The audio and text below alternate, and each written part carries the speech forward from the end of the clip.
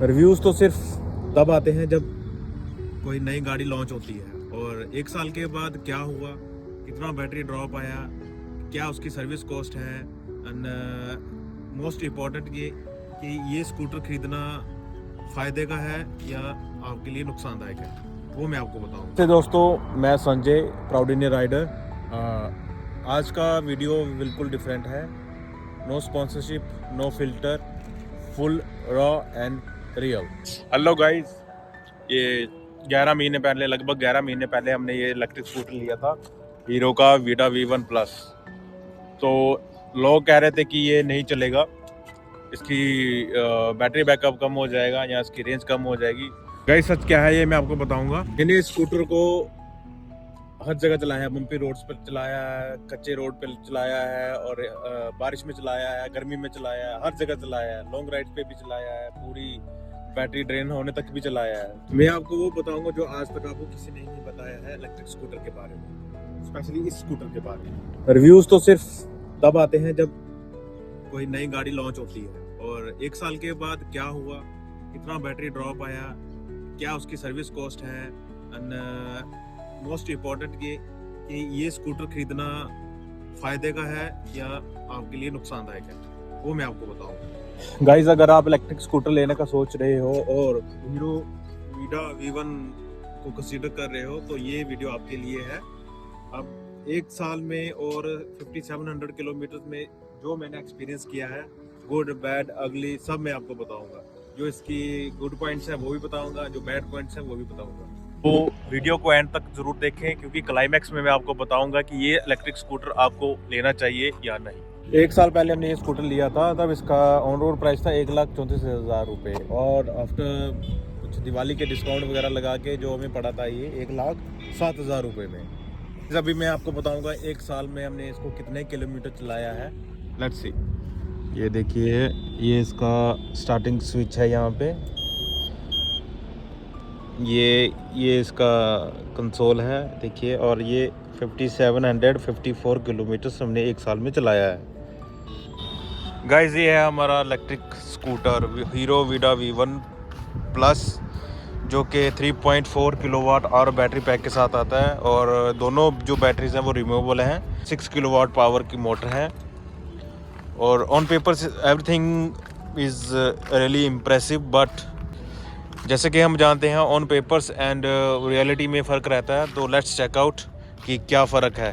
मैंने इस electric scooter को हर मौसम में चलाया है, बारिश में, गर्मी में, सर्दी में और गांव की कच्ची सड़कों पे, हाईवे पे, ट्रैफिक पे।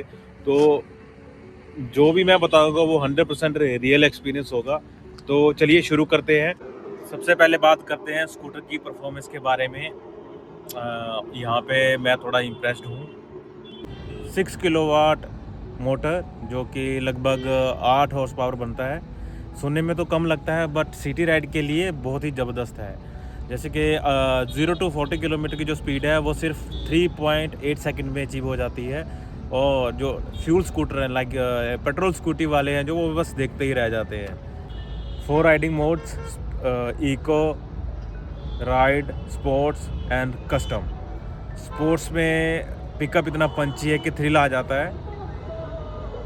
जो स्पोर्ट्स मोड में है, जो इसकी टॉप स्पीड है वो है 80 to 85 किलोमीटर पर आवर और हाईवे पे कंफर्टेबल क्रूजिंग के लिए इसमें क्रूज मोड भी दिया गया है। गाइस, इस स्कूटर का सबसे जो मेन एडवांटेज है वो है इसकी ड्यूल रिमूवेबल बैटरीज। अभी हम इसका डिक्की स्पेस चेक करेंगे। ये देखो, इसमें एक फुल फेस हेलमेट पूरा आ जाता है और यहाँ पे इसका चार्जिंग की जगह है। इसके नीचे यहाँ पे बैटरीज हैं जो कि ये की के साथ खुलता है। इसमें 2 बैटरीज हैं, अभी मैं आपको खोल के दिखाता हूँ।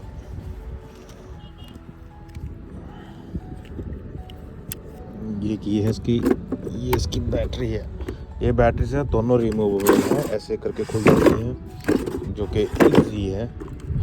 सो बैटरी से निकाल के आप कहीं पे भी चार्ज कर सकते हैं। So no tension of parking near the charging point. Each battery is 9 to 8 kgs।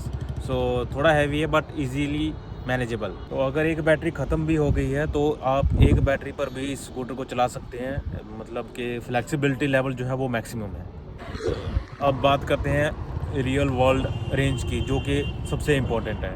Company claim करती है 143 किलोमीटर्स की रेंज, बट जो रियल वर्ल्ड में जो रेंज है इसकी वो है इको मोड में 100 किलोमीटर्स, राइड मोड में है 72 किलोमीटर्स और स्पोर्ट्स मोड में है इसकी 65 किलोमीटर्स। और स्पोर्ट्स मोड में इसकी टॉप स्पीड रहती है 80 to 85 kilometres per hour. And जो इसका राइड मोड है उसमें इसकी टॉप स्पीड रहती है 60 to 69 kilometres per hour. And जो इको मोड है उसमें इसकी टॉप स्पीड रहती है 45 kilometre per hour. Guys 5700 kilometre चलाने के बाद जो मेरा ऑब्जर्वेशन है कि इसका जो बैटरी ड्रॉप है वो इतना ख़ास नहीं है। जब मतलब कि जो रेंज हमें पहले दिन मिली थी आज भी सेम है, जो कि बहुत काफ़ी इम्प्रेसिव है। बात करते हैं इसकी राइड क्वालिटी की। राइड क्वालिटी जो है काफ़ी स्मूथ है। इसके जो सस्पेंशन है काफ़ी सॉफ्ट है, जो बम्प्स जो रहते हैं वो इजीली अब्जॉर्ब कर लेता है। और जो इसकी सीट है वो काफ़ी लंबी है, जो कि राइडर एंड पिलियन के लिए दोनों के लिए काफ़ी कंफर्टेबल है। इसकी हैंडलिंग भी काफ़ी लाइट है, ट्रैफिक में राइड करना काफ़ी इजी है और शांति का एहसास रहता है इसके साथ। सो गाइज, अब हम बात करेंगे जो इसकी प्रॉब्लम्स हैं, द रियल वर्ल्ड प्रॉब्लम्स, उसके बारे में बात करेंगे। तो सबसे पहले हम बात करेंगे इसका जो वाटर लीकेज इशू है, जो इसके अंडर सीट स्टोरेज है। जैसे कि हम अगर बारिश में इसको राइड करेंगे तो वहाँ पे जो भी सामान रखा होगा, जैसे आपके डॉक्यूमेंट्स हैं, वॉलेट है, मोबाइल है, बारिश में जो वाटर लीकेज की वजह से सब भीग जाएगा। हीरो का सल्यूशन है कि एक एक्स्ट्रा बैग दे देते हैं, सीरियसली एक एक्स्ट्रा बैग। और इतने पैसे देने के बाद भी हमें जो है एक एक्स्ट्रा भी ये बैग यूज़ करना पड़ेगा, जो कि एक मतलब मेरे अकॉर्डिंग ये है कि एक मेजर रेड फ्लैग है। अभी हम बात करते हैं इसके स्विच गियर्स के बारे में।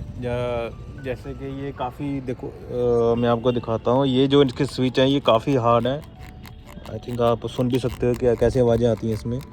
और ये देखो, ये काफ़ी हार्ड स्विचेस हैं, तो काफ़ी फोर्स लगता है इनको दबाने में। अभी ज़्यादा क्या बताना है। अब ये देखिए, जैसे कि ये इसका क्रूज़ कंट्रोल का बटन है। जैसे मैं अभी तक ये प्रेस कर रहा हूँ, ये फ्लैश हो रहा है बट एंगेज नहीं हो रहा है। तो इसमें जो है ये काफ़ी ज़्यादा बड़ी दिक्कत है। और कई बार बारिश में भी जाने के बाद जो है इनके जो बटन्स हैं काम ही नहीं करते हैं। अब बात करते हैं इसकी ब्रेकिंग की, जो इसकी रियर ब्रेक है वो बिल्कुल भी फील नहीं होती है। आप जैसे कि अभी 5700 किलोमीटर चल चुकी है, अब तो बिल्कुल फील नहीं होती है। जो भी स्टॉपिंग करनी होती है इसकी फ्रंट ब्रेक के थ्रू हम कर सकते हैं। जो एक्सपीरियंस राइडर हैं वो इसको आराम से ब्रेक कर सकते हैं, और जो न्यू राइडर हैं उनकी दिक्कत हो सकती है। अब बात करते हैं इसके सर्विस सेंटर की। तो ऑनेस्टली मैं बताऊं तो अब तक मैं सिर्फ 2 बार गया हूं वहां पे। एक बार इसका जनरल चेकअप के लिए गया था, और एक बार इसमें थोड़ी सी दिक्कत आ रही थी कि इसकी जो स्क्रीन है उसमें पावर नहीं आ रही थी, तो उसके लिए गया था। तो ओवरऑल मेरा एक्सपीरियंस उनके साथ जो है अच्छा था। अच्छा रिस्पॉन्स था, अच्छा स्टाफ था, कोई ऐसी दिक्कत नहीं आई है मुझे अभी तक। सो गाइज़, अब हम बात करते हैं पैसों की, क्योंकि एंड ऑफ द डे पैसा ही मैटर करता है। मुझे जो इसका ऑन रोड प्राइस पड़ा था वो पड़ा था मुझे 1,07,000 रुपये आफ्टर डिस्काउंट। और जो इसकी डेली फुल चार्ज जो इसका इलेक्ट्रिसिटी बिल रहता है वो रहता है 12 से 15 रुपये। तो अगर हम मंथली कैलकुलेशन करते हैं तो वो हमें ऑलमोस्ट पड़ता है कोई 600 से 700 रुपये। और अभी तक तो मैंने इसकी जो सर्विस पे है कोई पैसा खर्च नहीं किया है। और तो अभी 11 मंथ मतलब 1 साल का ही लगा लो। अगर हमें 1 साल का कैलकुलेशन करते हैं तो लगभग हमें 7 से 8 हज़ार रुपये पड़ता है इसका ईयरली एक्सपेंडिचर। तो अगर हम इस इलेक्ट्रिक स्कूटर को किसी पेट्रोल स्कूटर के साथ कंपेयर करते हैं तो जो 5700 किलोमीटर है उसके लिए हमको लगभग कोई 15 से 16 हज़ार का पेट्रोल लगता है। तो पेट्रोल स्कूटर का जो है सर्विस भी करवानी पड़ती है टाइमली, तो उसका अब 1 साल का लगा लो कोई 2,000-2,500 रुपये। तो इन शॉर्ट जो हमें सेविंग होती है इलेक्ट्रिक स्कूटर और पेट्रोल स्कूटर के बीच में, तो नियर अबाउट 12 से 13 हज़ार रुपये हमारा ईयरली सेव हो सकता है। सो दोस्तों, फाइनल वर्डिक्ट क्या है, मैं आपसे ऑनेस्ट रहूँगा। ये जो हीरो वीडा है एक मिक्स्ड बैग है। अब हम इसके थम्स अप के बारे में बात करेंगे। इसकी जो परफॉर्मेंस है वो एक्सीलेंट है, और फिर इसकी राइड क्वालिटी है वो कंफर्टेबल है। इसका जो रिमूवेबल बैटरीज हैं वो इसका गेम चेंजर पॉइंट है, और जो इसकी रनिंग कॉस्ट है वो ऑलमोस्ट नेग्लिजिबल है, और इसका जो बैटरी ड्रॉप है वो मिनिमल है। आफ्टर सेल्स सर्विस भी अच्छी है, क्योंकि मेरा इतना उनके साथ कुछ पाला पड़ा नहीं है अभी तक। अब हम बात करते हैं इसके थम्स डाउन की, जो कि जैसे इसका जो under seat water leakage issue है वो अनएक्सेप्टेबल है। फिर इसके आगे जो स्विच गियर्स हैं, स्विच गियर्स मतलब क्वालिटी जीरो, पैथेटिक, और जो रियर ब्रेक है वो यूज़लेस है।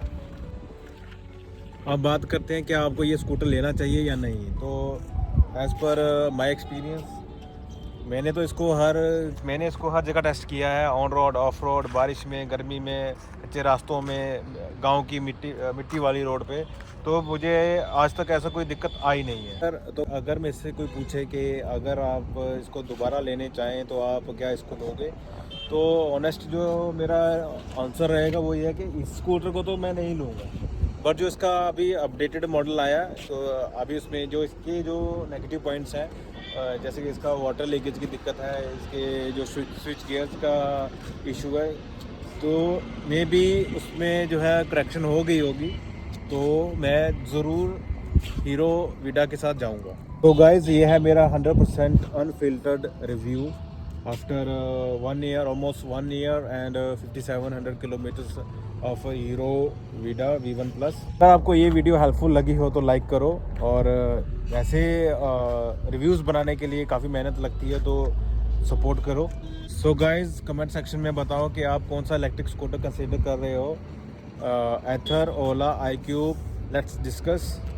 गाइज़ अगर आपको मोटो ब्लॉगिंग कंटेंट पसंद है तो चैनल को सब्सक्राइब करना मत भूलना, और बेल आइकन ज़रूर दबा देना।